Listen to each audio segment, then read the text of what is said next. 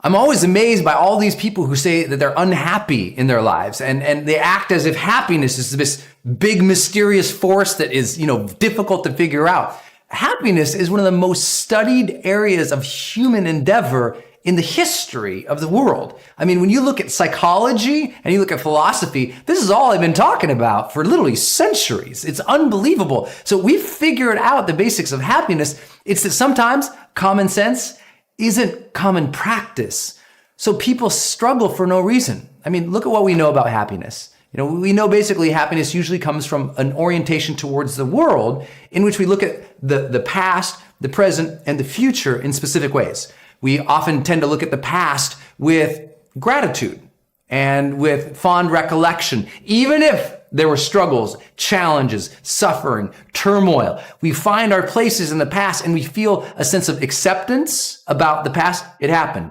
It's good. All things were as they were, and today they are as they shall be. And it's being okay with whatever the past is, finding a peace, an acceptance, and a gratitude there allows us to be a little more free in the present. And being in the present, what makes us happy? Being engaged in whatever we are really doing. I mean, really engaged in it, mentally engaged in what we are doing each day. Where we're challenging ourselves just a little bit, where we're finding something we're passionate about, interested in, and challenging ourselves to bring our full conscious presence to the moment. To develop awareness, right? Almost all spiritual sort of texts and teachers and trainers are always trying to help people become just more present in the moment, more accepting of the world as it is, but here, the power of now stuff, right? It's like, get here, be engaged, be present with the moment. And then with the future, it's all about anticipating with excitement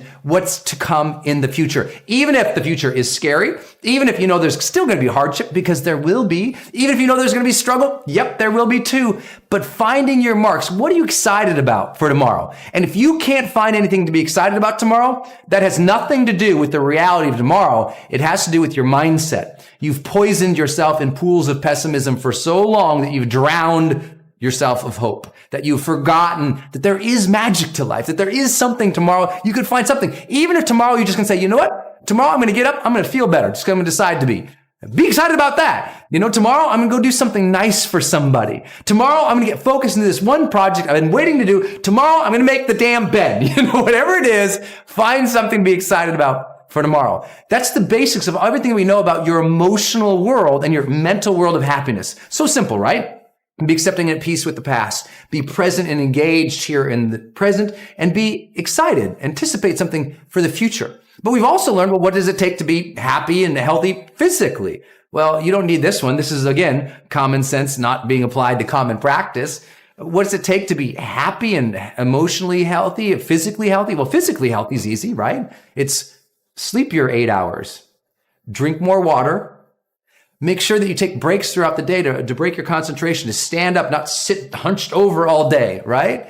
It's work out 2, 3, 4 times a week. Okay, simple. Get outside, move around a little bit. Eat more greens. Avoid the sugars and the caffeines. Avoid the things that make you up and then crash you down. Avoid the white starchy things. Avoid the food groups that you find you're allergic to.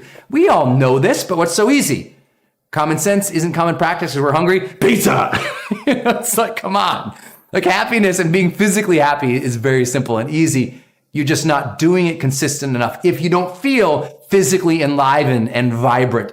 Another thing that people often struggle with their happiness is their relationships.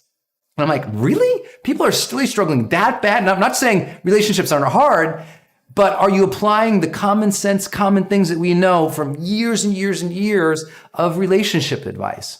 Are you present with your loved one? Are you appreciative and adoring of them? Are you giving them the benefit of the doubt?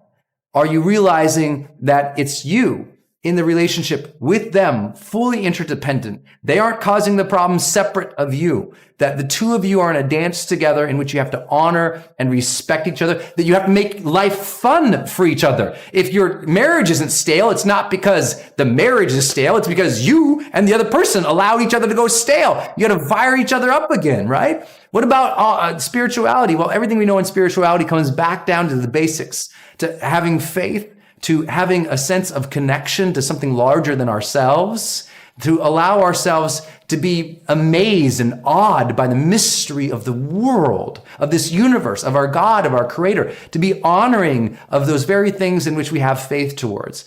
None of this is magic. It's about looking at your life sometimes and just doing maybe a full-scale evaluation on a Sunday once in a while. Look at your life and say, okay, all right. Am I emotionally happy? If not, how am I looking at the past, the present, the future? Am I physically healthy? If not, how am I eating? How am I sleeping? How am I working out? Am I doing the basics here? If your relationships aren't happy, then the answer is, okay, what is not happening in the relationship? What am I not bringing to this relationship anymore? How am I not sensing and contributing to this relationship anymore? What have I not asked for consistently enough? What is it that they specifically need that might turn it around? And spiritually, just to feel gratitude.